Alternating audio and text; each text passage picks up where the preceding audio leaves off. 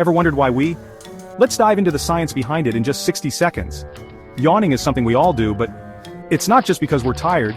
Scientists believe has a few possible reasons. One theory is that yawning helps our brains. When we stretch our jaw, it increases blood flow, helping to regulate temperature, keeping our brain sharp and ready to focus. Another reason? Yawning is. When one person yawns, others often follow. This might be linked to our social bonds like empathy and communication. Some researchers believe yawning might also help increase oxygen intake and expel, giving our body a quick energy boost. So whether it's cooling your brain, boosting oxygen, or just catching the yawn bug from your friend, yawning is a fascinating and mysterious part of being human. Want to learn more fun facts?